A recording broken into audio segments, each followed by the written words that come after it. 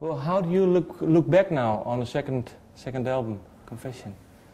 I look back on Confession as a great record for what it was. I think that Il Nino was going through some transitions at the time when we made the record. So it was a very interesting time in Il Nino. Two band members were exiting the band, two new band members were coming in. So it's something that took a little bit of time to adjust to. I think the record came out great. I don't necessarily look back on the record and could say anything negative about it, but when I look at the new record and look back, I say, yeah, of course, I feel that this record is definitely a stronger record. But I think Confession was a great record for what it was. How Can I Live was an amazing single, and there was a lot of great emotion on that record. And what is for you then the biggest difference now with this record? I think that on this record we got to explore the roots of what the music that influenced Il Nino was. In Il Nino we come from a very heavy music background, but we always try to perhaps incorporate other flavors of the music into heavy parts, whereas this time around we really just wanted to take the music that influenced us when we were growing up in the metal scene, in the New York hardcore scene, and really incorporate the essential of what metal is and what New York hardcore was to us when we were growing up. Which was? Well, we grew up in the New York scene, at least most of the band did, in the New York City hardcore scene. So I would say bands like Sick of It All, Agnostic Front, Biohazard, SOD, Anthrax, stuff like that. And having Aru in the band was kind of interesting because he grew up in the San Francisco Bay Area metal scene, which, bred a lot of bands like Slayer and Exodus and Testament and stuff like that.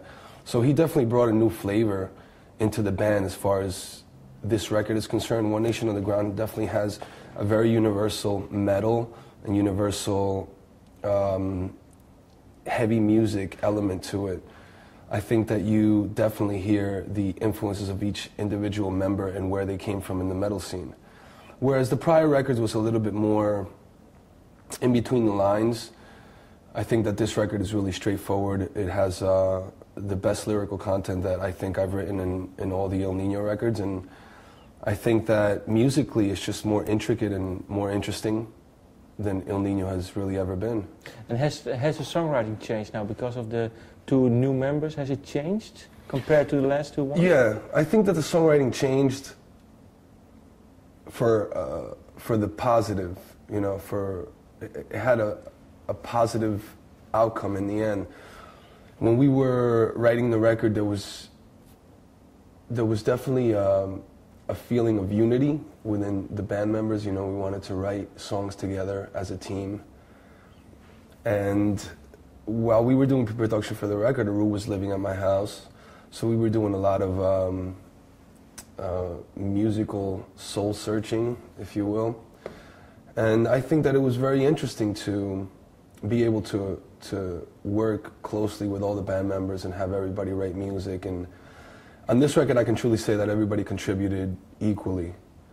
Whereas on the other records, perhaps it was a little one member songwriting maybe outweighed the other band member. But on this record, it was really a joint effort that we made, and I think that it was for the better of the band. I think that it's just a lot more musically diverse, and our influences, our true musical influences, really shine on the record.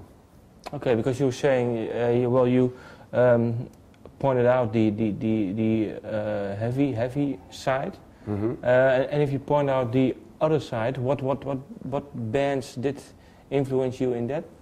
Well, I think that on the record you definitely hear that influence that is a Santana type influence, like on This Is War. Obviously Aru managed to bring into the band this very Latin style of soloing, where it was something that we never had in the band prior to One Nation on the Ground.